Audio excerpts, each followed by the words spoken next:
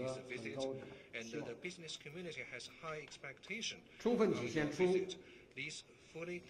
莫迪总理本人和印度人民对发展同中国经贸合作的信心和期待。在莫迪总理访华期间，从习近平主席、李克强总理和张德江委员长分别进行会见、会谈，就中印间构建更加紧密的发展伙伴关系、丰富合作内涵、提升合作水平达成了重要共识。刚才总理阁下还同中国的印度的企业家进行了有益的互动和交流。可以说，莫迪总理此次访华，包括在各个领域，特别是在经贸领域成果丰硕，取得了圆满的成功。借此机会呢，我们也向总理阁下和印度代表团的全体成员们表示衷心的祝贺。中印两国毗邻而居，是天然的合作伙伴。历史上，两国交往密切，谱写了许多佳话。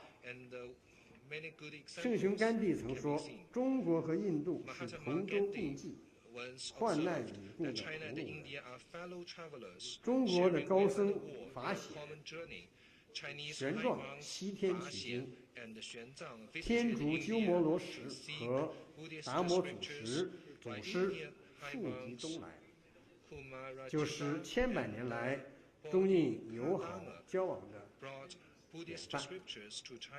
今天，中印交流合作的广度和深度都得到了空前的发展，特别是两国经贸合作进入快车道，双边货物贸易已经突破了700亿美元，工程承包合作签署的合同累计超过了640亿美元。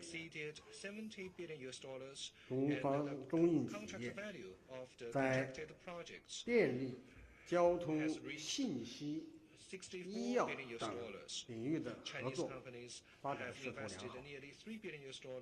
作为全球最具活力的两大新兴经济体，中印之间的关系已经远远超出了双边的范畴，具有广泛的地区和全球影响。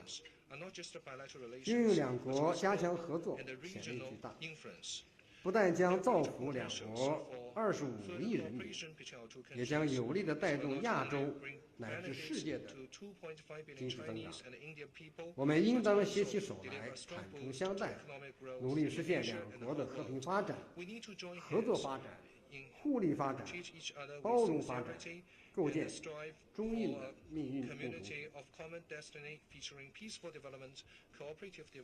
各位企业家的朋友们，女士们、先生们，我们两国的发展证明，只有合作才能发展，只有开放才能推动合作，只有互利才能共赢。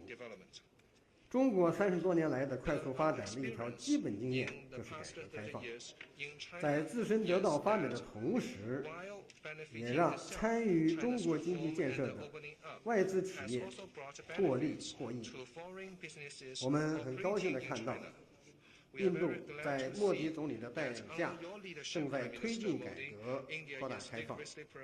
我们完全有理由相信，中印企业都将能够从中受益和发展。去年，习近平主席成功地对印度进行了正式访问。此次，莫迪总理成功地对中国进行回访，标志着中印经贸合作进入了一个新的机遇期。两国工商界应当牢牢地把握这一机遇，发掘商机，实现互利共赢、共同发展。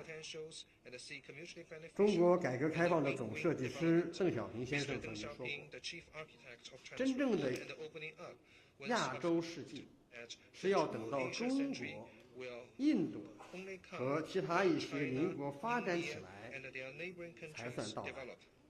在追求民族复兴、繁荣富强的道路上，中国愿意同印度共同努力，共谋发展，继续谱写两国经贸合作新的篇章，为双方人民带来更大的福祉。谢谢各位。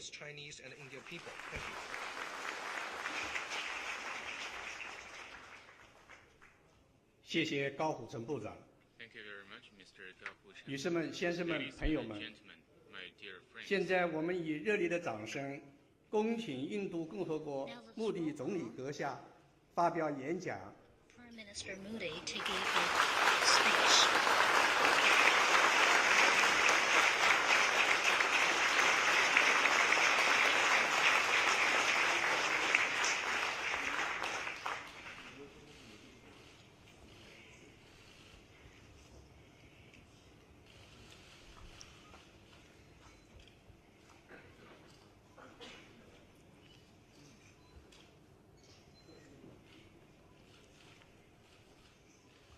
The leaders on dais and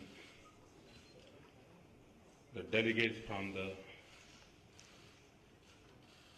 India and China business community. Friends, I'm really happy to be here with you.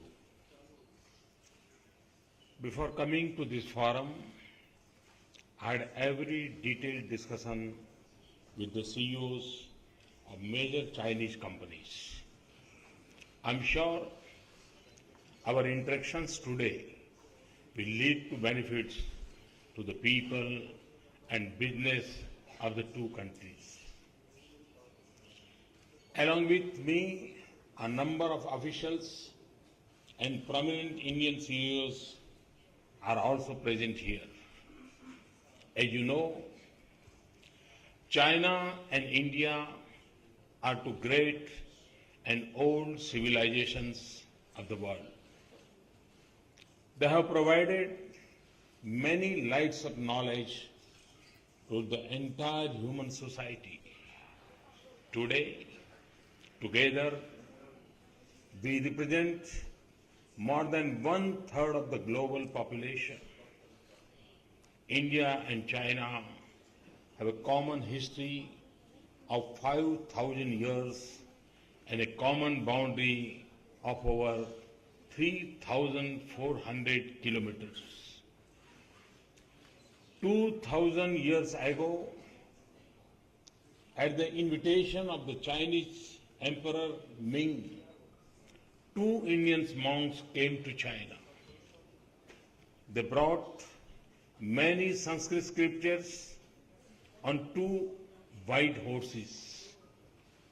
They translated many Buddhist scriptures into Chinese language. It is believed that they introduced Buddhism in China.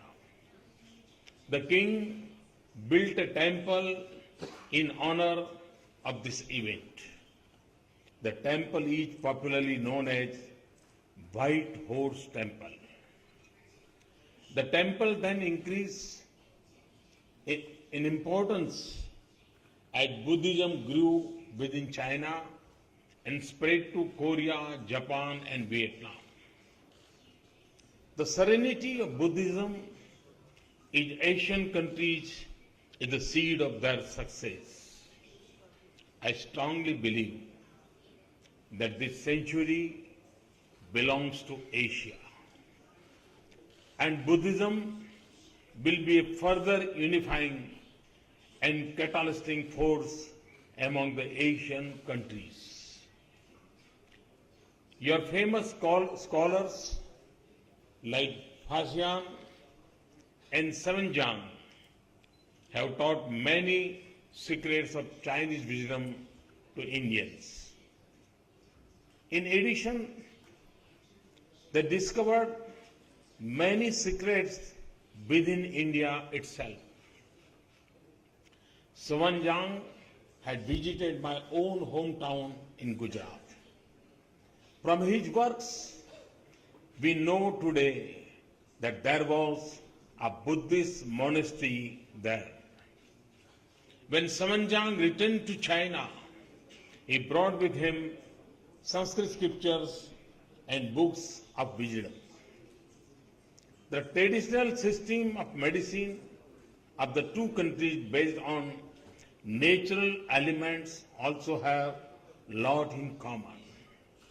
In recent times too, the stream of knowledge is flowing across our borders. Professor Chi Shanil of Peking University was a great Sanskrit scholar.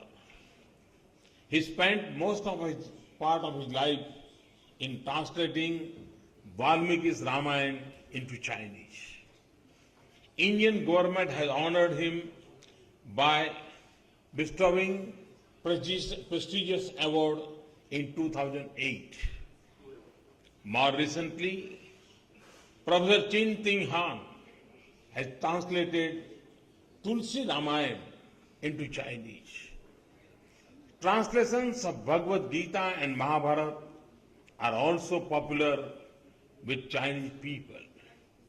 I thank these Chinese scholars for introducing Indian culture to the Chinese people.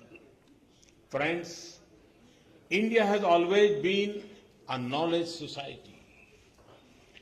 Wherever you have been an innovating society, ancient China was highly advanced in science and technology.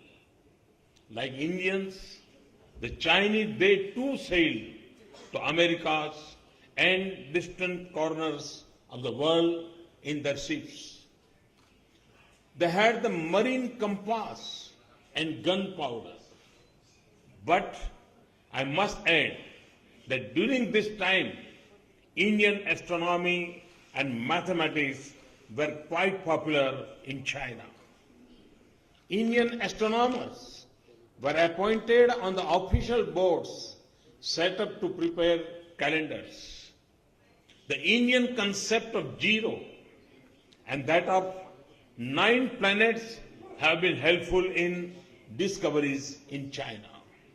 So our ideas had a role to play in your innovations. Thus, we have a lot in common and we can do a lot together. As we help each other growing spiritually, we have to help each other growing economically. There are instances of such economic exchanges in the past. It is believed that China gave silk and paper to India. We both have potential of growth and problems of poverty which we can tackle together. I'm personally committed to take the cooperative process forward. That is why, even as Chief Minister of Gujarat, I visited China. As Prime Minister